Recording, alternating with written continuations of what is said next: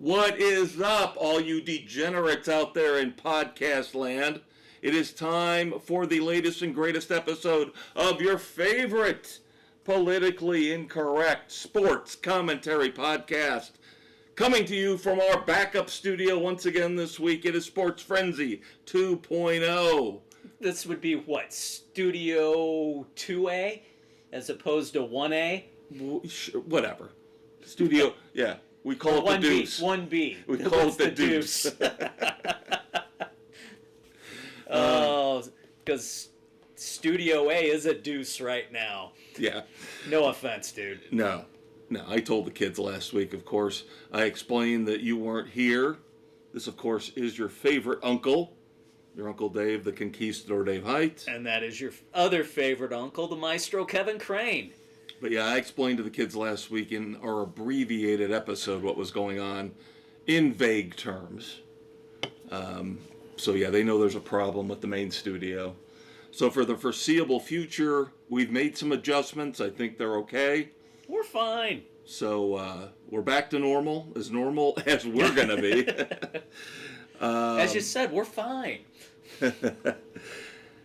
So we got everything laid out just like normal. Again, just a little bit different situation for us, but it should not matter to you. What should matter to you is the crude, rude, and obnoxious commentary you are about to get about the last 7 days in the world of sports. As you come to expect.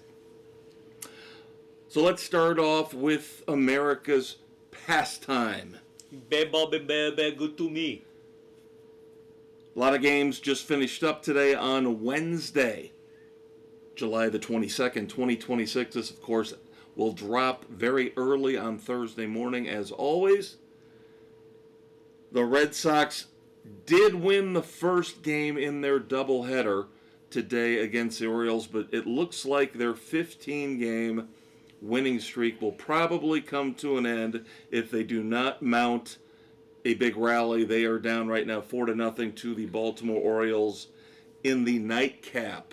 It's only the top of the fourth. There's time. And they've had a couple games here in this 15-game winning streak where they have come back dramatically. Yeah. And I got to give them credit. I give the Phillies credit as well. Two teams that pulled the trigger on firing their manager early in the season, and it has worked out for both of them. Yeah, it's not always the case, but for both of them, surprisingly, it lit a fire under their asses. Yeah, the Phillies situation, I think we talked about that when Don Mattingly was promoted. That one kind of shocked me a little bit because, Rob Thompson was the previous manager, I believe. Yeah. And he had gotten the job under the exact same circumstances where he was an interim. He got promoted, and he ended up pushing the Phillies into the playoffs. And now it looks like Mattingly's going to do the same thing.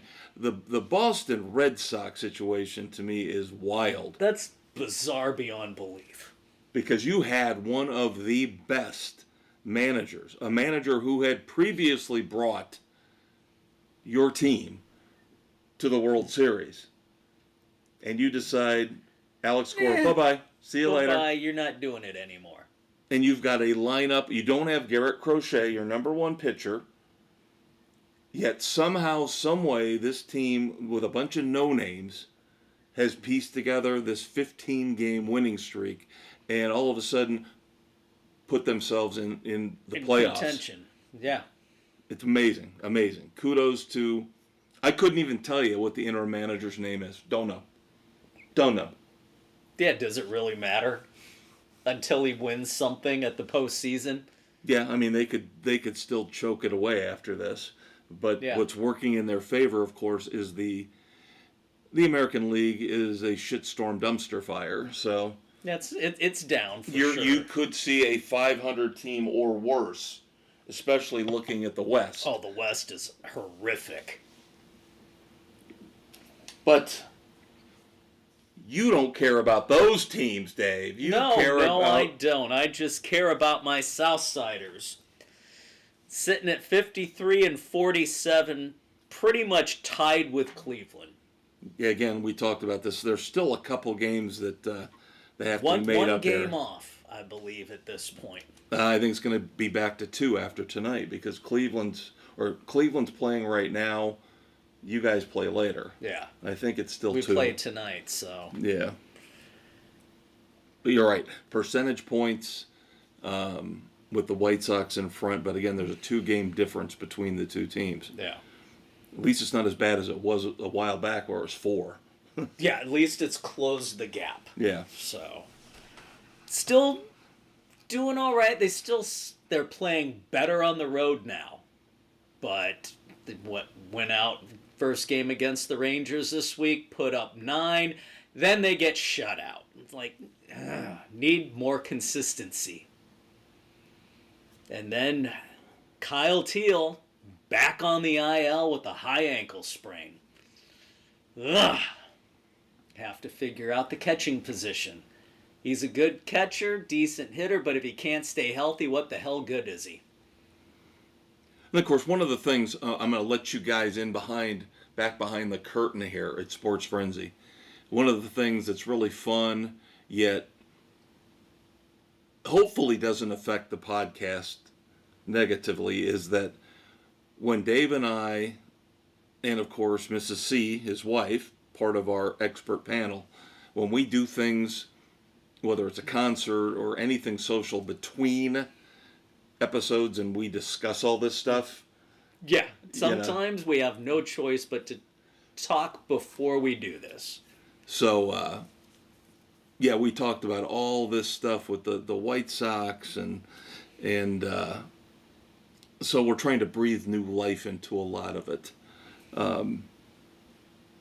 But the Cubs doing okay, 57-44. It just, you got to give up on the Brewers. Just, you're not going to win the division. Just settle for the fact you're going to be. The only hope the Cubs have is when they play the Brewers, they have to take care of business. And they don't. They never have. They never have. Ever since we had the switch to Counsell and then Murphy took over with the Brew Crew, yeah, the Cubs have not had a lot of success against Counsell's old team. But still very respectable, 57-44.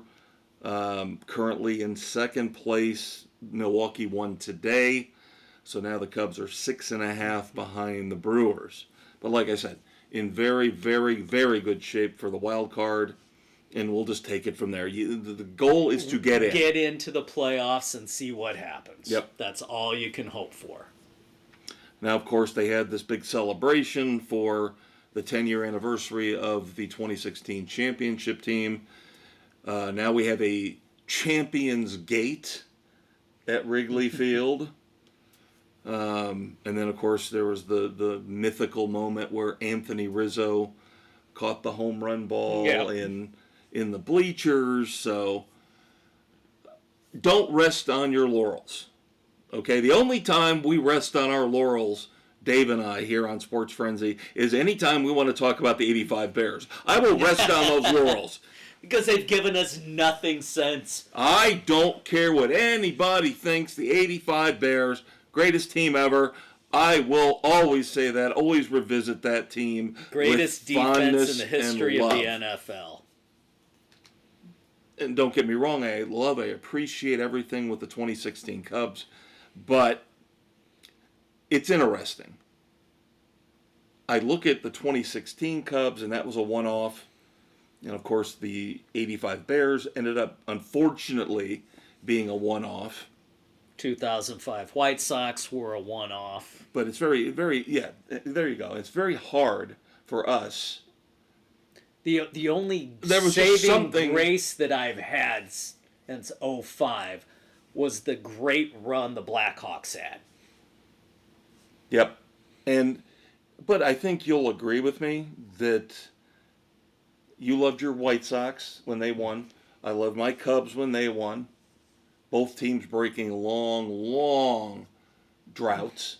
Yep. But there was just something about that 85 Bears team that I think they were mythic. Special. They were mythic. I mean, they were unbelievable. And And yes, we, again, adore those championship baseball teams, but the 85 Bears are just something different. So, yes, I will. Well, that's because it was the first championship of a team we rooted for. This is true. Which This is true. puts Yeah. them in a special caliber because that's the first time we got to experience that Yeah, on the pro level. on the pro level. Yeah. We both had championships collegiate level before that. Yeah, but that didn't mean that much. But again, we're talking about the But quality again, of the team. Yeah. I'm still going to fight and scratch and claw, go up toe-to-toe, go Thunderdome on anybody who tells me that 85 Bears team wasn't the greatest team of all time. That's the one, I will cling to that. God, guns, and the 85 Bears. I'm telling you. I will fight on that. You could say the offense maybe was a little sketchy outside of the running backs, but the defense was the greatest of all time. But we digress. Yeah, We sorry. got on a tangent. We're talking about baseball. Yeah. Football's coming soon. It is. And then finally with the Cubs, I do want to mention because, of course, Dave gets a kick out of this where the Cubs got a White Sox retread. And I believe this is the second time since you had Aaron Savale last year that we've picked him up. I think we picked him up last year after you had him, and then we've picked him up again this year from the I almost said the Oakland A's, from the Sacramento Vegas /Vegas A's. Yep. So we'll see. I mean, When's the trash. Tweedledee and Tweedledum going to figure out that they need an actual quality starter? Well, here's the problem. They went on the trash heap earlier and got David Peterson from the Mets, and he's actually been halfway decent. So this is what They're cheap. This is what Bruce Levine said last week. Make a commitment. You went all in with Bregman. You might as well finish it off. Now, the Brewers are my mortal enemy. I heard somebody, though, yesterday make a very valid point. Now, this is not a condemnation of the Cubs, but this is going to, again, shine a spotlight on what's wrong with baseball and why it needs to be fixed. If the Brewers had the cojones, and we'll get to that in a few minutes, if the Brewers had the cojones, they should be all in on Tarek Skubal. They should be. Because this is what this particular person in sports media pointed out. If they were able to land Tarek Skubal, they could actually leapfrog the Dodgers and become a legitimate threat to win the World Series. But they won't do it. We all know they won't do it. They play the cheap. Like half the league does. Yeah, over half the league. And believe me, I don't want the Brewers to win. But I would love to see the Dodgers fall. Yeah, I would rather see the Brewers than the Dodgers. God help me for saying it, but I agree. But again, I heard that comment and I was like, yeah, that makes a hell of a lot of sense. Never happen. It'll never happen. I know I know we're just slowly working our way into the 300 hitter deal. But we do have right now a Triple Crown leader. We have somebody who is leading in home runs, batting average, and RBIs in the American League, and that is Houston's Yordan Alvarez. He has 33 home runs, 75 RBIs, and is batting .326. Absolutely crazy. And I believe we would have to go back to Miguel Cabrera, and then all the way back before that to Carl Yastrzemski. The last time we got Triple Crown winners. some money. Of course, the trade deadline is approaching, August the 3rd. Nothing of consequence yet. Tick. But of course, our teams will be watching them because we want to see. They are both contenders, so they should make moves to improve their teams. Right now, the Brewers did kind of the same thing the Cubs did with the David Peterson acquisition I mentioned earlier. The Brewers went out and got Lance McCullers Jr. from the Astros. This is another trash heap kind of guy who cannot stay healthy, but he did have that one great year. Yeah, there's always that one great year. Well, maybe we can get him back to that. Yeah, keep dreaming. Couple young pitchers, though, for teams that are out of contention, get big-time extensions, as this seems to be the pattern where a lot of the teams are locking up their young players. I understand it on both sides.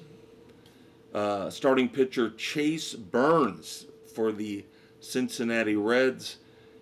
Of course, this is all about buying out a couple years, 2 or 3 years of free agency. Yeah. So Chase Burns gets a 7-year, $105 million extension with the Reds. That takes him through 2033. And with the Orioles, starting pitcher Kyle Bradish gets a 5-year, $90 million extension, which takes him through 2031. I don't have a problem with the strategy. I really don't. It's just, we were talking last night about the A's. And you mentioned to me that you'd heard through the grapevine that there was some rumors that they may be shopping their big catcher, which is Shea Langoliers, and I thought the A's were trying to do this the same way as the Reds and the Orioles, who I just noted. Lock up young talent. Right. Yeah, and getting rid of Shea Langoliers makes no sense to me whatsoever.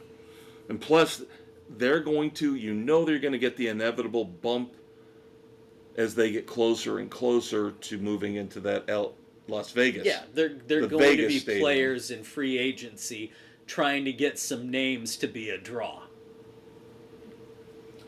So, we will see what happens, but yes, again, more young talent getting locked up. In this case, it's the Reds and the Orioles. Ready for some badasses? Sure, why not? Couple of baseball badasses. The Clint Eastwood badasses of the week. Who do you have? Now, we don't do a video podcast for multiple reasons. We don't have a graphics department, unless one of you listeners out there wants to be generous and donate, and then we can hire somebody. But we don't have all the fancy graphics, and of course you got to pay for the rights most of the time to get the highlights. Yeah, and we cannot do that. So, when I mentioned to you guys a couple times during every episode, check these videos out, I only do it when the videos are really, really good. Both of these badasses involve videos, so you're going to have to watch the video, but I will do my best to explain them. Number one, this involves the Cubs. There is a video out there a couple nights ago when they played the Twins. And again, everybody's got a phone, so just you get these amazing, candid moments. So this guy is sitting a couple rows behind this incident. And again, I mentioned that Dave and I and Mrs. C got together a couple times this past week. Last night was one of them. We went to go see the Cubs single A affiliate here in South Bend, Indiana. So this video kind of reminded me of a moment from last night, where of course you go to the baseball game, you stand up for the national anthem. You show respect. So there's this video out there of this old guy, probably maybe my age, early 60s, Cubs jersey on. Everybody standing up for the national anthem. You could tell there's a 20-something snowflake sitting in the row in front of him. Doesn't get up for the national anthem. Doesn't seem to be paying attention at all. Words are exchanged, and then the old guy basically backhands the snowflake upside the back of the head. And basically, he's saying, stand the fuck up, dude. What is your problem? And the great thing is, the poor little snowflake, cowering in fear, stands up. So, mission accomplished. I don't know what the gentleman's name is, but kudos to you, sir. I respect and admire you for what you did. You are one of our Clint Eastwood badasses of the week. Now, my other one, also baseball, a little bit of a different situation. This involves going back to the A's. Their rookie, Joshua Kuroda Grower. And again, there's a video out there of this. You might not like it. It might be uncomfortable. But another example of why you should wear a cup. Oof. Yeah. Joshua Kuroda Grower fouled a ball off his nether regions. Now, here's why he is a badass. Went down in agony, went down in pain. I'm fine. It's okay. He eventually got back up, singled. Hobbled on down the line. And then, immediately after the game, he was put on the 10-day IL because he had to have surgery for a ruptured testicle. Wear your cups, kids. I am telling you, if I blew out one of the boys, there's no way in hell I'm finishing a damn game. No, I'm saying get me out of here and get me to the hospital. Ugh. So kudos to Joshua Kuroda Grower for, sacking up. No, well, pun intended, I guess, Yeah. yes. But he can also be relegated to the end of the episode as a dumbass for not wearing a cup to begin with. Yeah, I was kind of weighing the options there. All right. If your Uncle Dave has nothing to add, I think we're ready to roll on. All right. Again, a very, very quiet time for football right now, but that's not going to last. Just a couple weeks away. Our fantasy draft is less than 3 weeks away. The Sports Frenzy Good Fantasy Lord. Draft. And of course, your Uncle Dave and I will bring you all the highlights of that. And we will have our fantasy preview the week before. Yes, and we're drafting a little early. Unfortunately, when We have to. 8 people, we've got to juggle all the schedules, the work, the family stuff. We take the first available slot we can get. And sometimes, unfortunately, it's early August. So I think we're only going to have one preseason game in the books by the time we draft. But that's all right. I think that was the same situation as last year. So, all right, we do have one big NFL story to discuss. Arizona Cardinals Director of College Scouting, Ryan Gold, gets an indefinite suspension for gambling policy violations, including insider information. Yes, sharing information about who the Cardinals were going to draft in the 2026 draft, and then also making parlay bets on the side otherwise. Yeah, just no. And of course, his lawyers are getting all indignant and they're appealing. But the interesting little addition to this that I found out is that his wife is involved in this. His wife might have been the one who placed the bets trying to put that separation. Yep. It never works. It never works. Remember, kids, there was a show, what was it, The World's Stupidest Criminals? Yeah. Something like that. There's a reason why that show was on. Because most criminals are stupid. You're not Lex Luthor, okay? Jim Bob smoking meth in a trailer in West Virginia thinks all of a sudden he's Thanos. I can make it happen and nobody will see me. Nobody will find out. Wrong. Give me another hit of the bong. They will catch you. Most of the time, they will catch you. In college football news, Michigan Athletic Director Ward Emanuel, they finally figured that mess out. He will be out of the program at the end of 2026. Yep, he's stepping down. His tenure has been rife with problems. Yeah. Recruiting violations. Just to name a few, the whole Spygate with the videos, the last dumbass head coach having an affair with the staffer. Michigan athletics has been, especially the football program, has been a joke under this guy's watch. Yep, and the scars, I'm not trying to be overly dramatic, but the scars he has left behind will take a lot of time to heal. Of course, we have golf to discuss. It's always sad now with the new compressed schedule that's been in place the last couple years that we're in mid-July and we're done with the majors. Yeah. So the British Open, now the final major of the golf season. Ryan Fox sinks a birdie putt on 18. Joshua Kuroda Grauer would have been proud of his balls because he just stepped up, nailed the putt to avoid a playoff, win the damn thing outright. Finished at 10 under, winning his first major. Interesting thing about Ryan Fox is that he got on the tour late.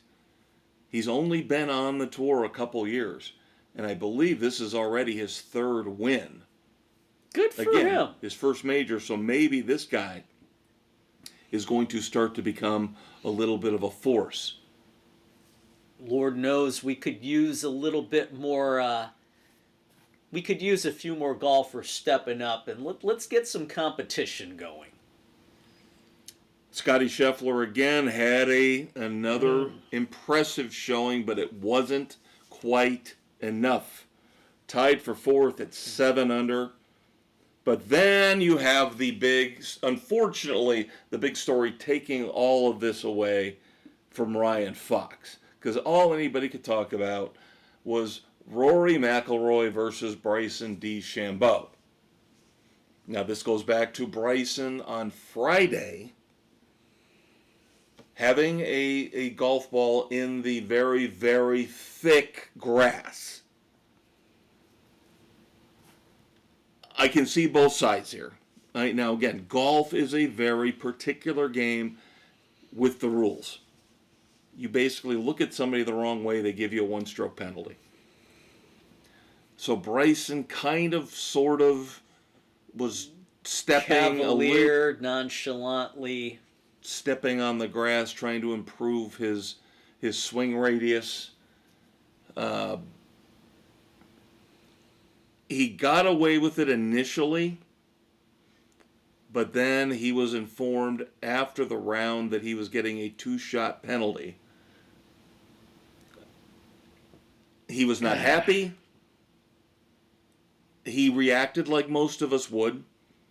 If you're going to penalize somebody, you do it right then and there.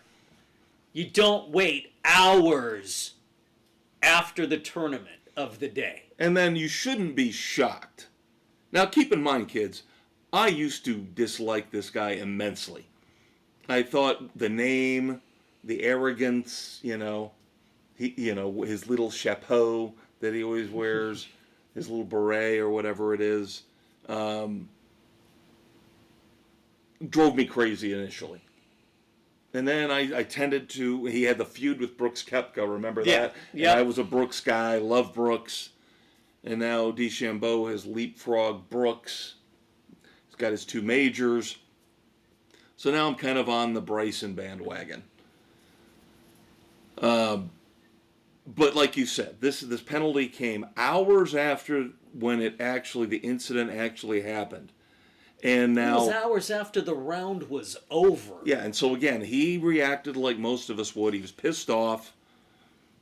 I guess he went out on the driving range and was hitting balls until it was almost dark out because he was working out his frustrations. He mentioned, and his agent reiterated it, he said, Bryson's not happy. I don't know if he's going to play this weekend. An off-the-cuff comment. Yeah. And of course, when Rory McIlroy ends up inserting himself in this because he didn't like that. And then rumors came out that he was the one watching Friday from the clubhouse on the TVs, looked at it and said, I think that's a penalty, and kind of looked around at the other golfers and said, what do you say, guys? Let's get him. Live versus the PGA. Which should be over and done by now. Rory is such a freaking little insecure, insignificant golfer. And I was happy to hear Monday the reaction from the media was kind of siding with Bryson. Like, yeah. Fine. We get it. It wasn't deliberate. But everybody was really saying, Rory, stop being a little bitch.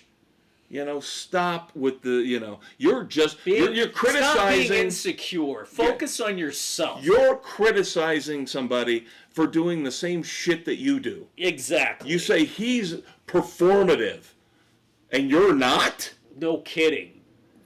And by the way, I think we brought this up earlier this year, but I want to bring this up again.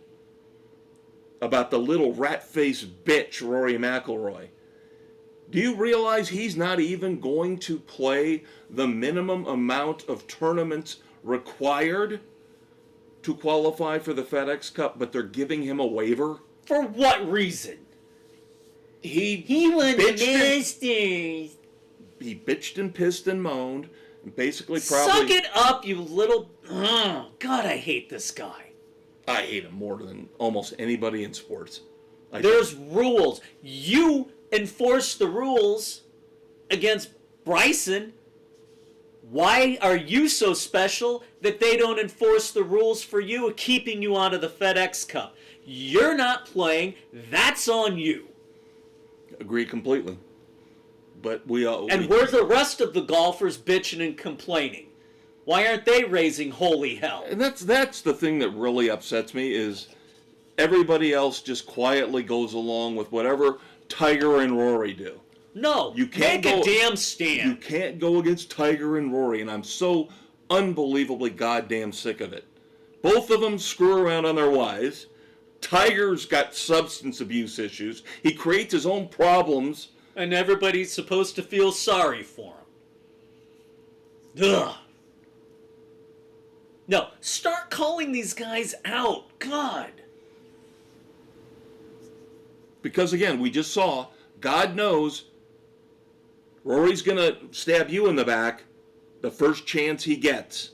But we're just going to let him get away with whatever he wants. Boy, no. Hate him. No. Hate him. Hate him like poison. Oh, and there are issues at ESPN again. Oof. Wow. They don't know what the hell they're doing or how to handle anything, do they? Well, there's silly season in NASCAR, right? Where we're always kind of wondering whose contract isn't going to get renewed, who's going to get the extension somewhere else. Right. You got the lower level drivers mostly shifting from this team to that team. In wrestling, you have after WrestleMania, you get the big cut. WWE slices off 15, 20 people off the roster and brings in new people. Now ESPN is turning into this, where now everybody over the last handful of years talks about, who's getting the next round of layoffs? Who's it going to be? Now, there are a few in here that I'm actually very, very happy got canned. And those two would be Ryan Clark, fucking racist pig that he is. Nobody's got the guts to say it. Oh, and Stephen A. Smith, oh, my good friend got fired. It isn't right. You're a racist fucking pig, too, and I still find it disgusting that you think you could run for president. Yeah. Clark going, fine. I don't have a problem with that. That's addition by subtraction. What I have a problem with is the way they did it. In the middle of him being on the air. Yeah, that was weird. That was not cool at all. Supposedly the logic is... I don't understand why you couldn't wait till the end of the show. And then say, you're done.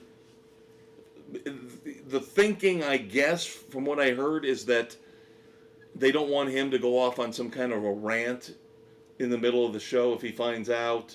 Or if they're going to let him be on the next show, then he'll go crazy, nutsy cuckoo. Why didn't you do it before it started? Why didn't you do it earlier in the day? Why didn't you do it, like you said, right after it was over? I know. It's weird. It's very Middle weird. of the show was stupid. Very weird. And then Cam Newton, he of the goofy hats and goofy wardrobe, didn't last very long at ESPN. No.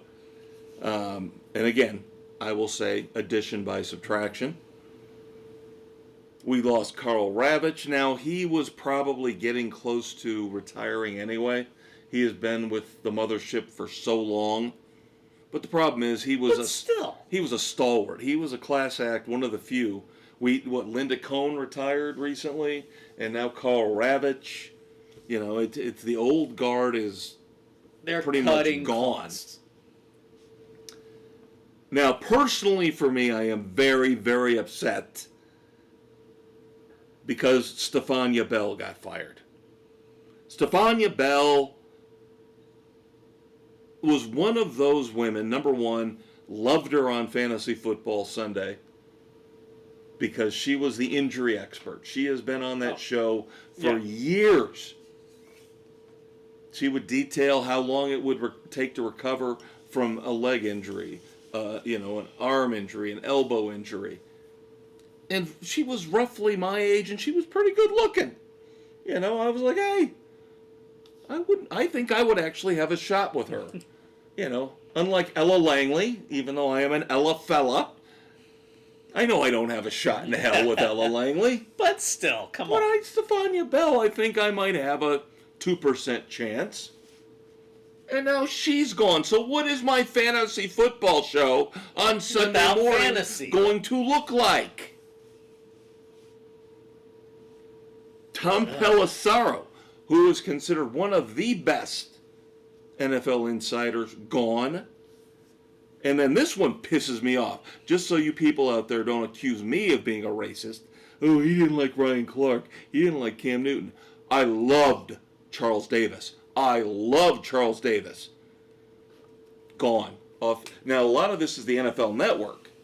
So, remember, ESPN acquired the NFL Network, and we're losing talent on both sides. Yeah. So why do we have to have two teams that are going to do one broadcast on two networks?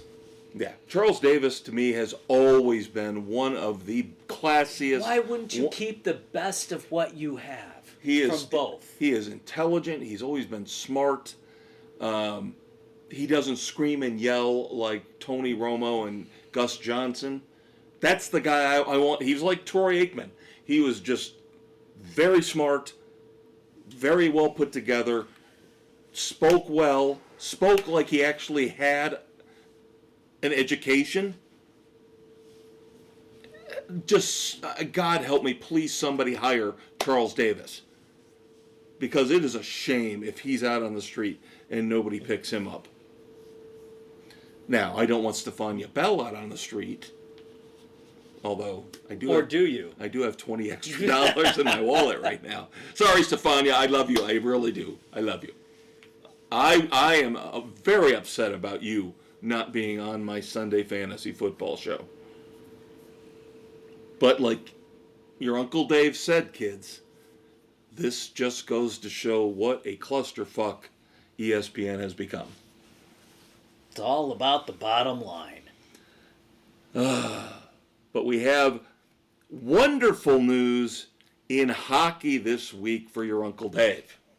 Yes, we do, because finally, the Blackhawks signed Connor Bedard to a contract extension. And, in a badass move, Connor Bedard did not try and break the bank. He signed a 5-year, $75 million extension. Well under what he could have gotten. Because he wants the team to succeed. He knows they have to have money to put a team around him. He gets it. And I applaud him for that. So now... Can I just point something out, though? Okay, you're trying to throw all these flowers and laurels.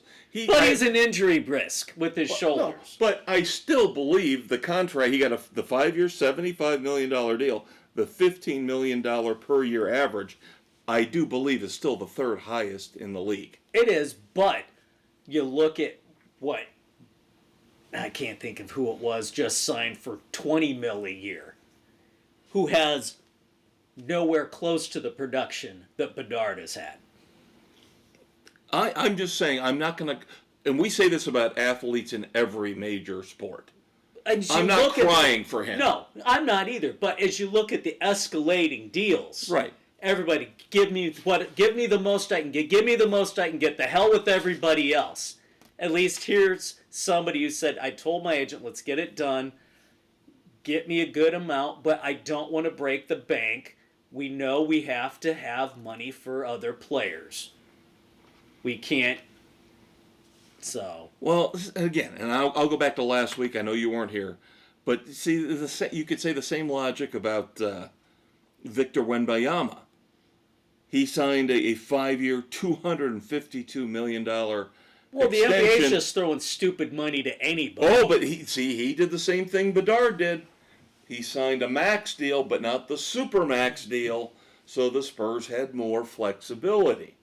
And I'm still saying, I ain't fucking shedding a tear for either one of them. No, neither am I. But it shows the difference between what they are thinking long-term for the team versus the other greedy bastards who are only out for themselves to maximize what they can get. The hell with everybody. Now, maybe it's semantics. I don't know. Or maybe you're just rooting for your guy. Yeah, I because, get it. I get it. It leaves a couple million on the table to try and bring Patrick Kane in to wrap up his career with the Hawks. Yeah, I did read that. And to be that stopgap until Bedard is That would be a great back. story. That would be a great story if Patrick Kane comes back. And I did read that. If he can finish off his career in Chicago. And Bedard was talking about that, He would love to play with them. Supposedly it's between Chicago and Buffalo. So we just have to wait and see. Buffalo! Come on, Patrick! That's where he's from. Oh, what? Okay, fine. So. Blackhawks or Sabres. Ugh. But if you got the hometown ties, I guess I get it. Now, we've said for the last few weeks, kids, no Tour de France, no World Cup.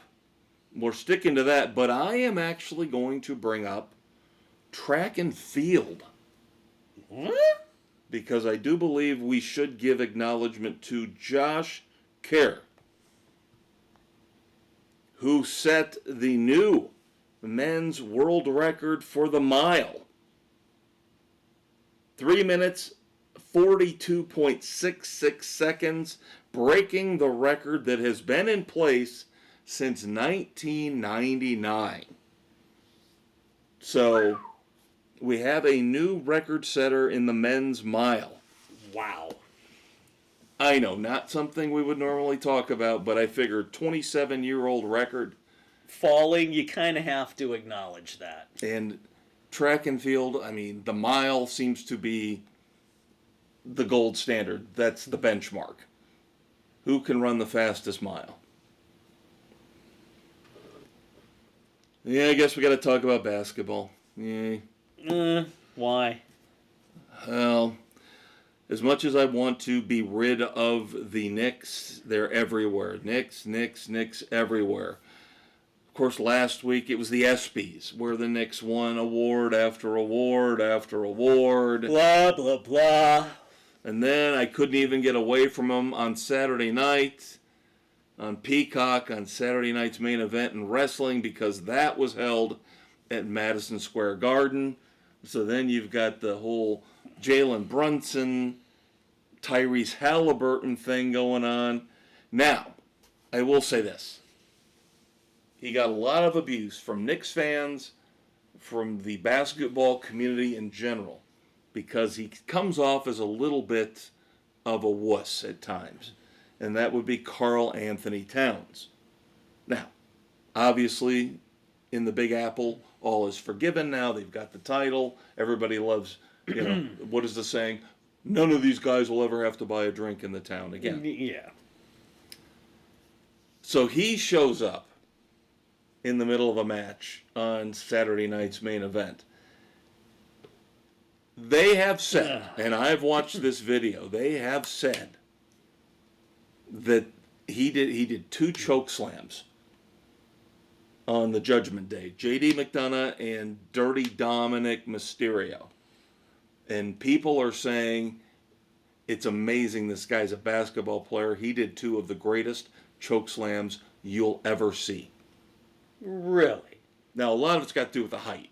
Because tall. he's so tall. Right. Usually, the professional wrestlers who could pull off the choke slam like the Big Show.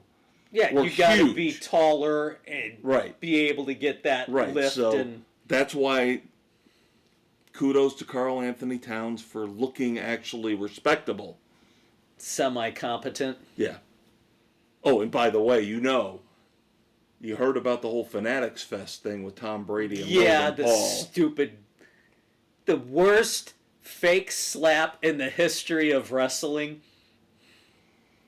He didn't slap him. He slugged him upside the head. He tried to slap him, but his forearm wound up hitting him in the side of the head. Oh, God. Tom. Just stop trying to be an idiot. You do not belong in wrestling. And there's already speculation that that's going to end up being a match coming at one of the big shows later on, and Brady versus Paul could actually drag on to WrestleMania next year. God help us! No, Brady, just stop. Figure out how to announce in the booth, or better yet, get out of the booth, stick to being a part owner of the Raiders, and focus on that. If it matters. The Golden State Warriors won the Summer League. The Thunder, again, one of the most well-run organizations you will find across sports, trade Lou Dort, one of their better players, to the Hawks. They basically got a couple second-round picks back. This was a 3-team deal. But the interesting part of this trade was the third team involved was the Dallas Mavericks. They got from the Atlanta Hawks 2024 number 1 overall pick, Zachary Risacher. Again, this was the number 1 overall pick 2 years ago, and the Hawks are already bailing on him. Ugh. So That's bad. He will now play alongside Cooper Flagg. We'll see if Dusty May can do anything with him. But yeah, the Thunder have so many draft picks, so many players, and they don't want the dreaded, I guess now, we talk about the upcoming battle in baseball with the salary cap. Yeah. But the second apron in the NBA, I guess, is what every team is afraid of. You do not want to go on the second apron of their salary cap structure, because I guess that is unbelievably the kiss of death. Punitive. Yeah. So the Thunder were they had to let Lou Dort go because they didn't want to get on that second apron. And that's the beauty of having salary caps. Oh, but the baseball players union, no, it's perverse. How dare they put out ads saying, fix it? The fans want it, you asshats. And again, you and I last night talked about it.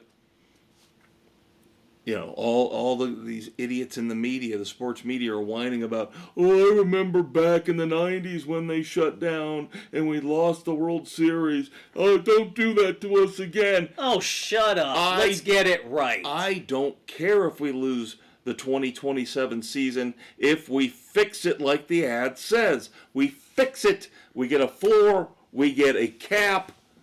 And we don't frickin' push contracts out 40 decades. Yeah, because we're going to replace Bobby Bonilla Day with Shohei Ohtani Day, right? Except it's going to be a lot more money that Shohei is getting down the road. Ridiculous. Then, of course, we have my beloved WNBA, which is still finding ways to shit all over itself. Indiana's actually playing well, the Fever, 16-10. The All-Star weekend is coming up. Tonight, actually, again, we're taping here on July the 22nd, is the final night of the regular season before the All-Star game. Now, I've dipped my toe into the Caitlin Clark controversies. I don't want to get into it anymore. No. But I do want to point some things out. For all of the people out there who hate Caitlin Clark, who want to side with everybody else? Yeah, all the black lesbians in the league. This past week, Caitlin Clark was the first player ever in WNBA history to have a 40-point, 10-assist game. Oh, but she sucks. She also became the fastest player in WNBA history to hit 200 three-pointers. Oh, but she sucks. And you know what? She got a little bit of revenge on the WNBA. They said, hey, 3-point contest this weekend. All-Star game. You in? No. Oh, but we're doing a special shot where you shoot from the logo. No. Nope. Not gonna partake. Nope. Good for her. Yep. Yes. And in her last 3 games, she's had 75 points. That sounds about right, yeah. Yeah, because the one game where she went over 40. Yeah, but she sucks. Yeah. And, she's best friends with my future ex-wife, so. There you go. The beautiful, wonderful Sophie Cunningham, who, by the way, did not get an invite to the 3-point competition, even though she shoots well over 40% from the 3-point line. The WNBA, they are going to figure out a way to fuck this up. They are. They're in the middle of doing it. They want to make Paige Beckers the poster child, because, of course, she's a carpet muncher. Well, we don't want the straight white girl being the face of the WNBA. God forbid. Can't have that. No.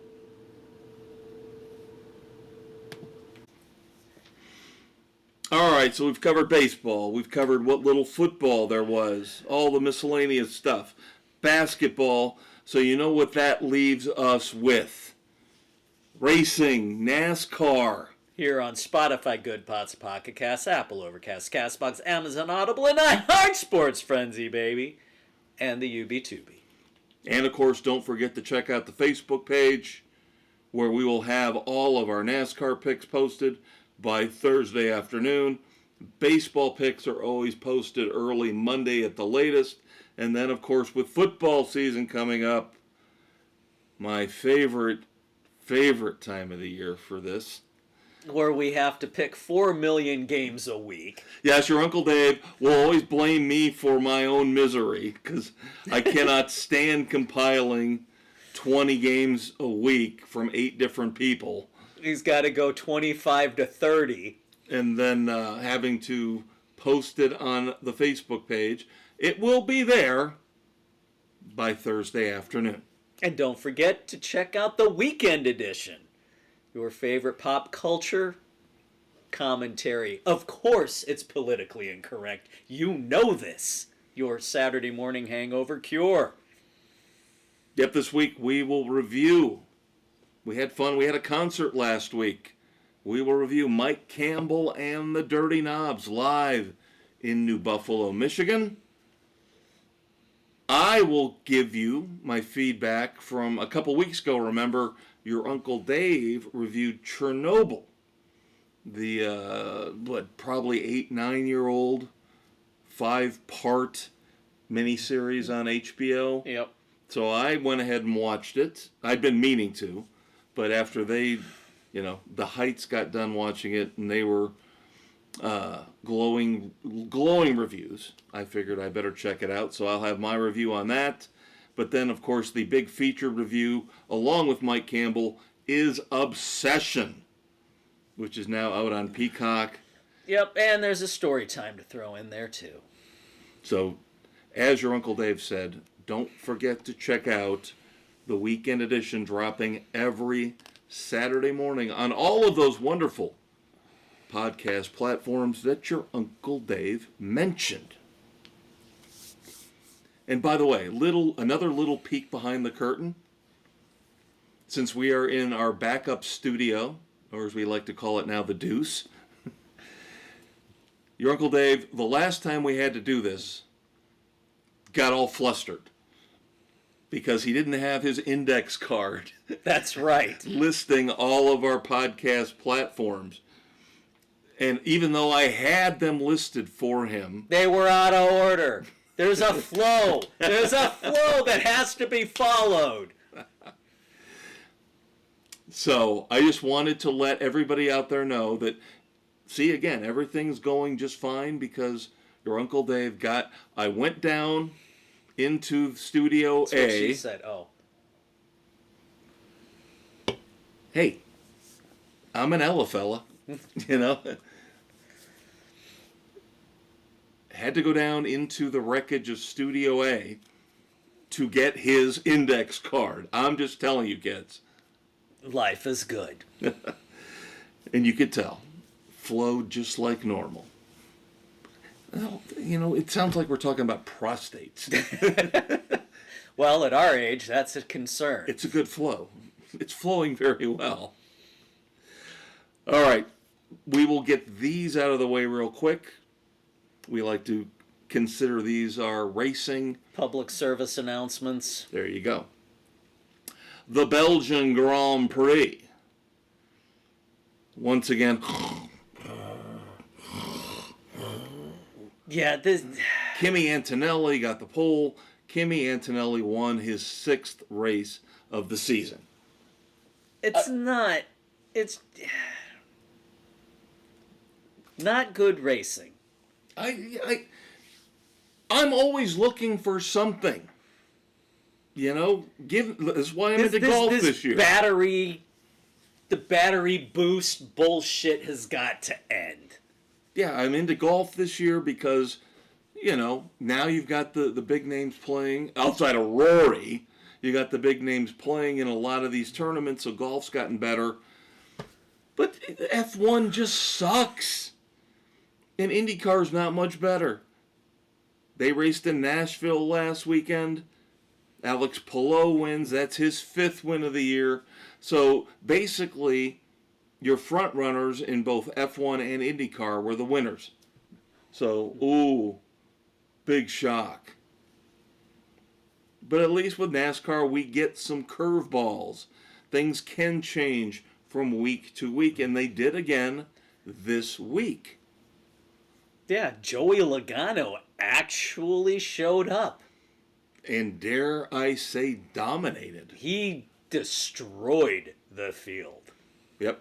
Joey at Logano Wilkesboro. led a crap ton of laps, even though his teammate Ryan Blaney got the pole because of rain, had to go to the back because of unapproved adjustments, worked his way back up to the front, then got a speeding penalty. Fucker. Shave that fucking mustache, you bitch. I'm just kidding. We love the stash. We do. We love the stash. I was just upset because he was my pick. And then your Uncle David will dispute me on this to a certain extent. Now, the caution did fall at the wrong time. So your Uncle Dave is holding a grudge against one driver in particular. Yeah, Bowman, you idiot. That was one of the biggest boneheaded moves I've ever seen in NASCAR. Coming down from the fast lane to pit road, hit Tyler Reddick, knocked you both for a loop, bringing out the caution, which pinned a crap ton of guys 2 laps down, basically. Yeah, because we're dealing with a short track here. Short track, green flag stops, didn't get everybody cycled through. Of course, that hosed my guy, Christopher Bell, but his car was not good to begin with. And by the way, managed a 6th place at the end of stage 1 for a few extra points, but meh, that car was not good. Of course, we should mention this was a fairly significant race, the Window World 450, because it was the first points race at North Wilkesboro since the 1990s. Yeah, and I loved it. And typically, I did enjoy it. And typically, that's what you get at Wilkesboro. You're not going to have a crap ton of cars finish on the lead lap. This is where your Uncle Dave and I are going to have problems, is because 6 cars on the lead lap is not good racing. No, I'm sorry, it's not. Typically, you're going to wind up with maybe 12 to 18. Yeah, I understand that, but 6, that's not fun. No, and that tended to stem from the boneheaded move from Bowman. Right. But yeah, it was cool. Everything being back at North Wilkesboro, very cool. Sold out crowd. The Winston Cup signage still up was awesome. Beyond belief. Back to history. Like a big freaking middle finger to all the cookie cutter, namby-pamby tracks. Yep. Loved, and I loved, I love the racing at Wilkesboro. And give TNT credit for showing that multiple times. Oh yeah. With their shots outside the racetrack, showing the Winston Cup signs. A lot of touchy-feely. Wouldn't have done that, but you know what? You gotta pay homage to the history of the sport. Yes. Stop rewriting everything. Go lung cancer. Just kidding. Smoking bad, kids. Don't smoke. But yeah, I thought overall it was a very, very successful race. And I would hope they bring it back. God, they got to next keep year. it. We need more short tracks. Aren't we getting... We got to be getting close to the announcement of the schedule, right? I would think it would be coming fairly soon. Yeah.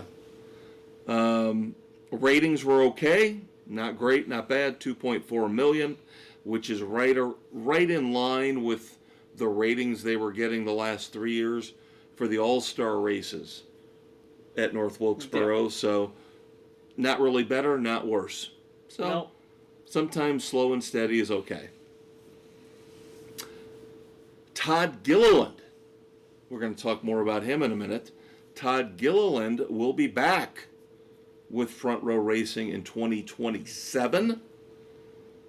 And if you care, which I really fucking don't, because it's a manufactured marketing ploy, but the in-season challenge, the bracket, love it. Perfect time for the horn of disgrace. In-season tournaments are a freaking joke. And this should prove, especially with NASCARs, to be the case. So you're down to your final two for Indianapolis. And of course, coincidentally, coverage will move to NBC and USA after this race. Ryan Blaney versus Todd Gilliland for the $1 million prize. Yeah. Oh, Dave, look, I've got goosebumps. Oh, wait, no, I don't. No. Barring something catastrophic. But we've seen stupid stuff happen. It's racing. You never know. Oh, I'm rooting for Gilliland. Again, I seem to be projecting a lot of animosity towards Ryan Blaney, and I really love Ryan Blaney. Actually, he's one of my favorite drivers. But, you know, I love the chaos. Disdain. I love chaos. Disdain I love chaos. for the in-season tournament. We're praying for chaos. Yes, absolutely. As long as it doesn't impact our pick. And then, very interesting development with NASCAR this year, starting with Loudon, coming up in, I believe, maybe 3 weeks, give or take. Practice time will double for the Cup Series drivers. They will get twice as much time. You expect me to have any kind of in-depth analysis I thought we of this? were trying to cut costs. So now you're increasing the number of tires we're going to wind up going through. Yeah, I think they did say they're fuel they're going to be they're burning. going to add. I think they're going to add another set of tires. Yeah. Why are you shocked? Not only with sports, but in this world with hypocrites. I shouldn't be, at all. I can go outside and throw a tennis ball and hit a hypocrite. Ugh. You and I are the only two people that I know who are not hypocrites. And that's why, of course, you kids should be listening to this podcast. That's why it's a politically incorrect podcast. Each and every week. Oh, and yes, did we mention the weekend edition? Yes, we did. Yes, we did. All right, so all of that pomp and circumstance leads us into our picks for race 22 of the 2026 NASCAR Cup Series season. This coming Sunday, July the 26th, from storied Indianapolis Motor Speedway, it is the Brickyard 400. The road course is long gone. We're back Hopefully. to the oval. And I think your Uncle Dave and I, with that caveat being in place, Kind of having picker's remorse a little bit, but I'm sticking with the plan. Kyle Larson. Kyle Larson, of course, loves this track, has run very well on this track, of course, has attempted The double. a little bit extra knowledge, a little bit of an edge. So we are unfortunately, now I say that because in our personal competition here on Sports Frenzy, the Frenzy Cup, as we're winding down, getting ready for the playoff reset. Your three front runners. Yeah, Bill had such a good run last week with Denny Hamlin, where the rest of us were kind of as Dave talked about with Christopher Bell, and I had Ryan Blaney. Bill made up enough points where now it is a three-way tie out of our 8 expert panelists at the top of the Frenzy Cup standings. And of course it is Dave, it is me, and it is now Bill. And of course, the three of us are going with Kyle Larson. Yes. Why did I say picker's remorse? The Chevrolets are not running very well, kids. They're struggling badly. Larson is having an awful year. Really has not been in contention all that often. This, praying, hoping, will be the turning point. I think you're beating yourself up over this a little too much because there are not enough drivers where you're going to max out. We allow 3 picks per driver over the first 26 races. You and I have talked about, now last week would have been awesome, but I was staying away from Joey Logano because he hadn't shown me anything up until North Wilkesboro. Yeah. But there are certain drivers that you trust, especially at certain tracks. There are drivers that you want to max out. Yeah. I've had Larson penciled in for here from this beginning of the season. And I'm sticking with the plan. I don't know, like you said with the Chevys, I don't know if I trust William Byron. I don't know if I trust... I don't trust Byron. I don't trust Bowman. Hell no. And I don't know if I trust Chase Elliott. No. Now, does that... I might have to pick one of them here over the last few races. But, Larson, I want to use my max 3. Hamlin, I'm going to use my max 3. Reddick, I've already used my max 3. There are certain drivers that I have enough confidence in where I am going to max out on them. And I'm staying away from the ones that are where iffy. Are you going to? Yeah. Right. Sam, the elder statesman is driving me crazy because I am trying to figure out over the last month what his strategy is. He has made some off-the-wall picks. Now, unfortunately for him, it's showing in the standings because he's in last place in terms of the 8 of us. Now, I saw the numbers. I see where he's going with this. He's going with Bubba Wallace. Bubba runs very well at Indy. Yeah, I know. But he's another one of those drivers that I don't know if I trust. Yeah. Was he defending winner? Whatever. Jen looking for the bounce back for Tyler Reddick. I would hope at some point Reddick he's got rights to the ship. Step it up. Yeah. Started out like a gangbusters and has just tapered off badly. Yep. Speaking of William Byron, Nick is going with William Byron. Doug, Chase Elliott, the Chevys. And then Aaron is going with Ryan Blaney. So to recap, kids, for the Brickyard 400 at Indianapolis Motor Speedway, our picks are Kev, Dave, and Bill with Kyle Larson. Sam, Bubba Wallace. Jen, Tyler Reddick. Nick going with William Byron. Doug taking Chase Elliott. And Aaron going with Ryan Blaney. So there you go. And if for some reason you missed it, it'll be on the Facebook page. There you go. And again, since we're not in football season, sometimes the episodes are a little bit shorter than you normally would expect. And again, because of situations here over the last couple of weeks in our shift and change to the deuce. It is what it is. Yeah.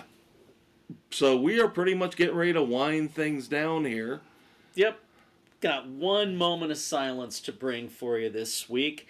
Not somebody I really remember, but Dwayne Ward, reliever for the Blue Jays, World Series winners in 92 and 93, has passed away at 62. So thoughts and prayers to his family and friends and the Blue Jays fans. And it was, the team was there. They were doing something. And he was in Toronto for it. And just suddenly passed away. Unable to make whatever team activities were going on. Well, you said what, 62? Yeah. Thanks. Yeah. So I got a year and a half. If professional athletes are dropping dead at 62, what chance do I have of making it to 62? Anyway. But yeah, you and I talked about this off mic. That was prime time for us when we were younger watching baseball. And I just don't remember him. I don't remember him as a reliever on that team. It shocks me that I don't remember him. But with that, you know what that means. It's time to pivot and find out which one of these lucky contestants will win the golden boot up the ass as our Red Foreman dumbass of the week. And yes, kids, we discussed this about a month ago. We know what the golden boot is, and we decided we're taking it over. Because it's the golden boot up the ass. So you soccer fans, just settle down. Your little shit show is over. You're going to have to wait 4 more years before you can do it again. Now it's time to get back to regular sports. And so unfortunately that means that no dumbasses in soccer because there's no soccer left. There we go. So now we've got to... We transition to the other football. Yes. And we will start off with New York Giants running back Cam Skattebo. Idiot. Who I like a lot, but he is making some really, really dumb life choices. He's a frickin' bonehead. Yeah, now I'm kind of happy the Bears didn't draft him. Yeah, he does not make good decisions. Remember, Cam Skattebo is a tank. He runs like John Riggins with no regard for his personal health or well-being.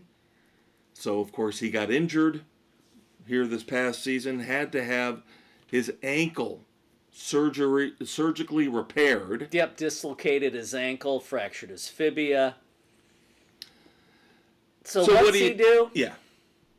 Goes to the and I'm sick of this whole fanatics This fanatics thing is dumb as hell. I heard somebody this week say, how the hell does this idiot, what's his name, Michael Rubin, get all of these superstars to show up for this when it's basically just a glorified card show? Yeah, dumb.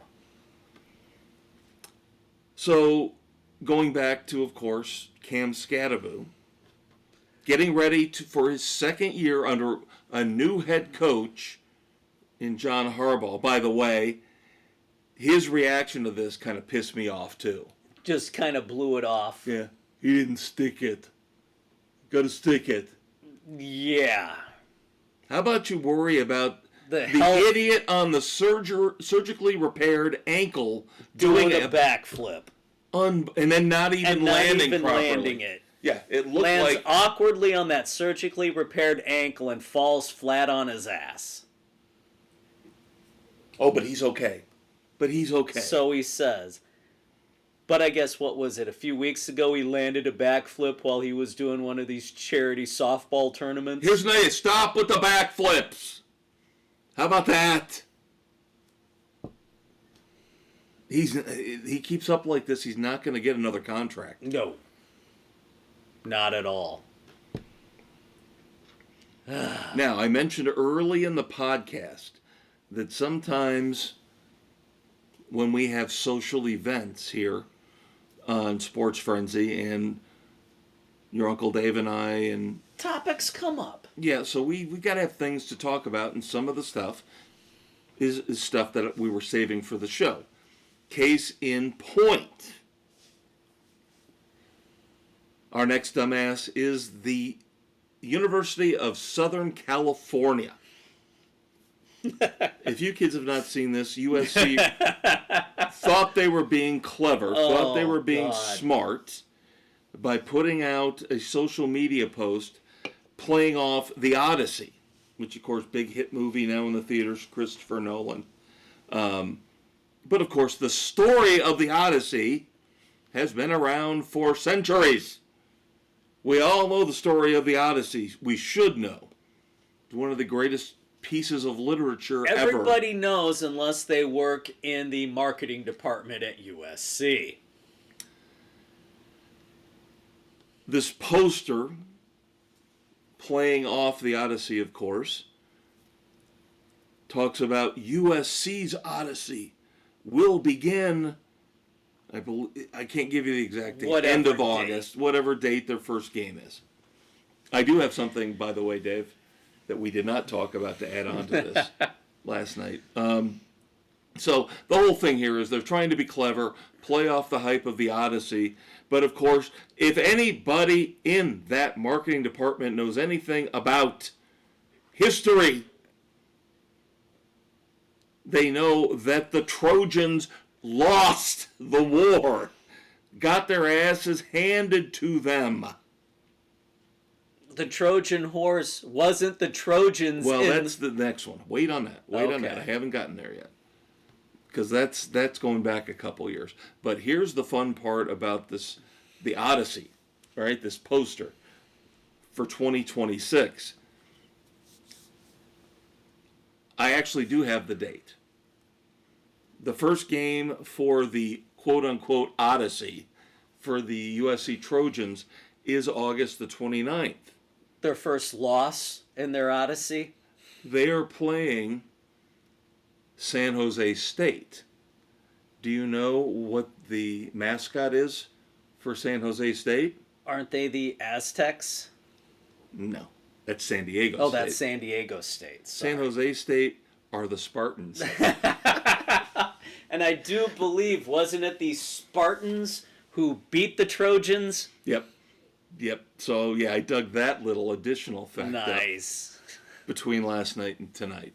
Now, what your Uncle Dave was referring to with the Trojan horse is that some people on social media, after seeing this stupidity about the Odyssey, and then, of course, layering on top of that the fact they're playing the Spartans when their Odyssey begins, is that 2 years ago, we go back to 2024, and they released a promotional, I don't know what the kids call it, a sizzle reel, whatever it is. Whatever.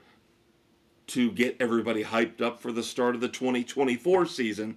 And that's where what your Uncle Dave mentioned comes into play, where there is a moment in the video where it shows the Trojans inside the Trojan horse. And again, factually, historically incorrect. The Greeks were inside the Trojan horse. And then they were let into the Troy. And just dismantled and killed everyone they could. So USC. USC. But I guess what would you expect from a California school? Ding, ding, ding, ding. This one just popped within the last day or so. And again, we're looking at the promotional department. This time not a college, but this time a professional basketball team. The Miami Heat mistakenly posted, somebody of course in their social media or marketing department posted on YouTube, on their YouTube channel, that there was a July 27th press conference coming involving LeBron James. The problem was, it was one they recorded to have in the can just in case it might happen. All TV stations, all radio stations, and teams, they come up with multiple different recordings for big announcements just in case, so they're not caught off guard.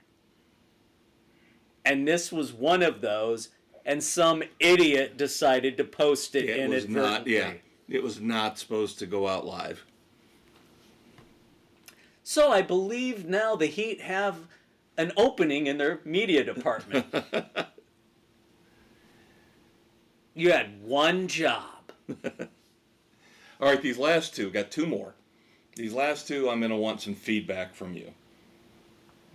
Because I feel like I'm biased, or maybe I'm a little too angry or slanted one way or the other. Let's start off with, now, I know you don't watch the New York media sports shows like I do. Right. Over the years, of course, one of the big names in New York sports media is one Craig Carton.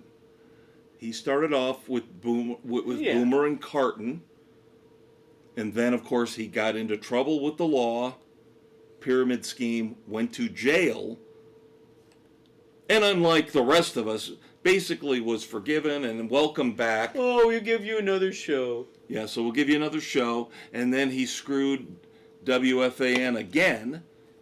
Then he jumped to Fox. His FS1 shows failed miserably, as we documented on this podcast with Danny Parkins. Poor Danny Parkins gets dragged from Chicago to New York, and then he's out of a job a year later, or at least reduced responsibility. Now he's got something else going. And then Craig Carton, for the third time, welcome back to WFAN with open arms. But now, why? But now, he's decided, I need more. He is going to do a weekly podcast. Nothing wrong with a podcast per se. Especially when it's as great as Sports Frenzy 2.0. Here's the part I need you to help me out with. So he is doing a weekly podcast called, The Joint Venture Show with Lil Wayne. Why does everybody in the sports world think Lil Wayne knows everything about sports? I see him on Barstool all the time. The dude can't put a coherent sentence together, yet he keeps getting jobs in the world of sports. Because Carton is desperate to try and get ratings after all these failures that he's had. Yeah, he's sinking so low that he's going to actually do a show with Lil Wayne referencing marijuana in the title after his legal troubles. Yeah. Why not? No, we all know Lil Wayne had legal troubles too, but Craig Carton's turned into a whore. He's basically turned it. He's trying to do. He's trying to dig up as much money as humanly possible to pay off all the debts from the pyramid scheme he got arrested for. By creating another scheme. So he's a dumbass this week. And then finally, we talked about the WNBA earlier and all the controversy, and I said I was going to stay away from the Caitlin Clark stuff. However, now we have another scandal. Toronto Temple head coach Sandy Brondello, who I believe is Australian. Yeah. Was caught on a hot mic during a game arguing a call that went against her team in favor of Angel Reese. We all know how much we love Angel Reese on this show. But the hot mic caught Sandy Brondello telling the officials Angel Reese was a, quote, protected species, unquote. That netted her a 1-game suspension. Here's the thing. It means something completely different in Australian slang. And in many other sports as well. Yeah. It's not what you think. So this one is almost a choose your own dumbass in this one. Now, Sandy Brondello should have been more careful in this day and age. And age of what she says. Yeah. She should realize there's going to be a barrier. There's going to be pushback on stuff like this. But is it Sandy Brondello? Is it the WNBA for overreacting? Like you said, it's a combination of both. Like you said, there are people that I read a lot on this. There are people who have called Patrick Mahomes an a protected species in the NFL because of how he gets every call. Yeah. Nobody's freaking out about that.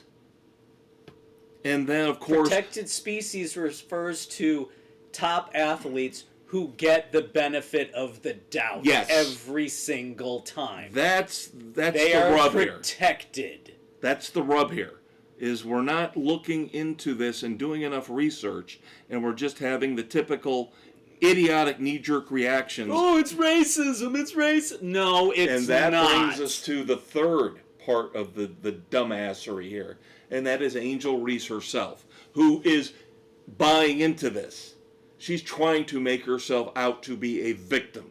She's always trying to make herself out to be a victim. She thanked the WNBA for doing this, for suspending Sandy Brondello. Why don't you, for once, Angel... Why don't we have some conversations and not jump to all these stupid-ass conclusions? Yeah, for once, Angel Reese, why don't you be mature, be the better person, and rise above this? But you won't, because you can't. Because, basically, you're scum. What does Kevin Durant have to say about this? I have not looked it up. If I was on, was it Twitter where he was ripping on her? I think so. If I was on Twitter, if Sports Frenzy was on Twitter, I might have to look up Kevin Durant's reaction to this. But I'm not, so I won't. So to recap, your 5 nominees for the Red Foreman Dumbass of the Week in the sports world for July the 22nd.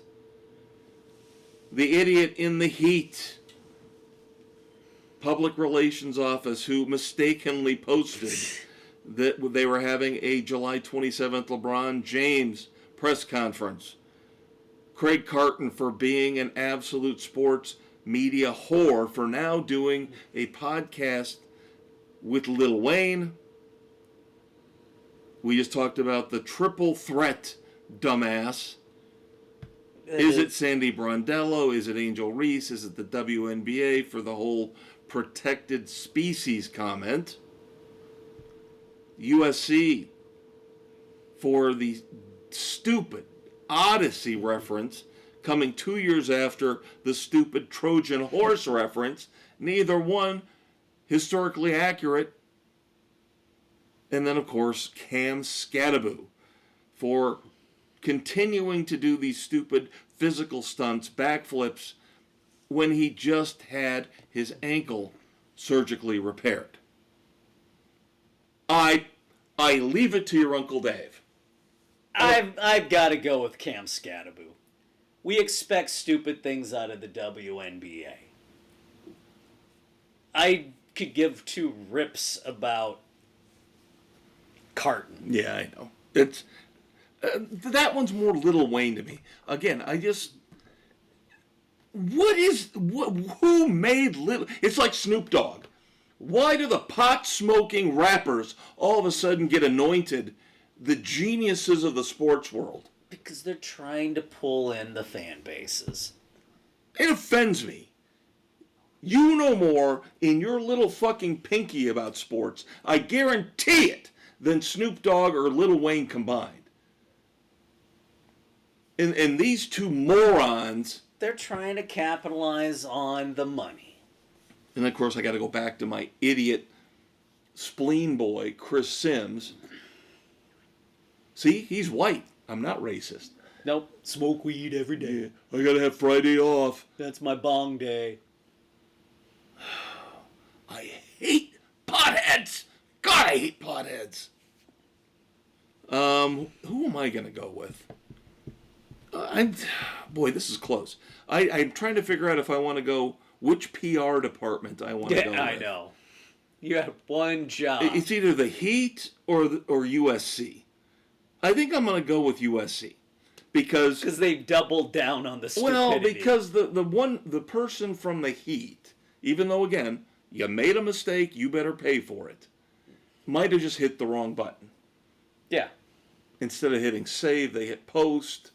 It happens. The USC PR department, athletic department, whoever's in charge of this stuff, doubled down after a 2024 stupid inaccurate post and did it again in 2026. They have not learned from their mistakes. Thank you, California. But of course, in the end, really, the ultimate judge is you out there in podcast land. Post to the Facebook page. Who do you think is this week's dumbass of the week? Or did we miss one that you think belongs there?